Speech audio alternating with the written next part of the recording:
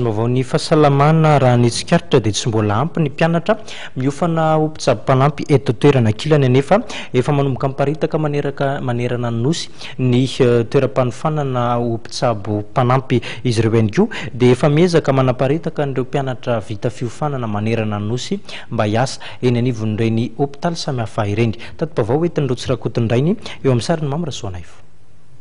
Raha ny eto Madagasikara dia mbola lavitra ezaka ny isan'ireo mpisehatra amin'ny tontolon'ny fahasalamana indrindra fa ireo mpitsabo-panampy. Anisan'ny antony indray mahatonga ireny toeram-pitsaboana ireny ikatona any amin'ny faritra lavitra ny tsy fahampian'ireo mpiasan'ny fahasalamana amin'ireny toerana ireny.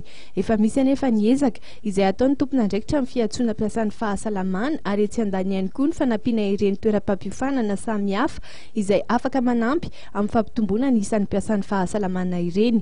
Raha ny tamin'ity taona ity ohatra dia mpianatra 220 avy amin'ny toeram-pampihofanana ambony momba ny mpitsabo-panampy eny Itosy no nivoaka tamin'ny fomba ofisialy. Efa mahazo diplôma ireo ankizy ireo efa vita izany ilay fihofanana mandritra ny 3 taona izay nandalo tamin'ny fitsapam-pahaizana concours zany dia misy ny stage rural, misy ny stage eny amin'ny hopitaly isaky maraina ny hariva dia mianatra ny ampianarana.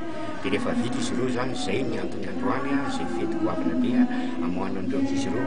Ireo ankizy ireo zao raha ny tena izy ny akabentsany sasana andro ngamba dia efa miasa misy ary ao tena tsy tonga aty mihitsy fa ndray masolo tena ndray aman-dreny satria lavitra be misy azy dia ao koa misy eto Antananarivo efa mifandrian'ny olona. Tsy mora ihany koa ny mampiofana ireny mpianatra eo amin'ny sehatry ny fahasalamana ireny satria aina no karakaraina raha ny fanazavan'ny mpampiofana azy ireny.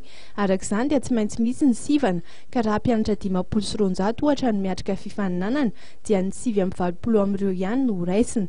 Ny fahaizan'ireo mpianatra no trandrahana araka ny fanazavana. Raha ny tamin'ity taona ity manokana dia efa betsaka ireo toeram-pitsaboana izay nangataka mpitsabo-panampy ary manerana ny nosy avokoa izy ireo.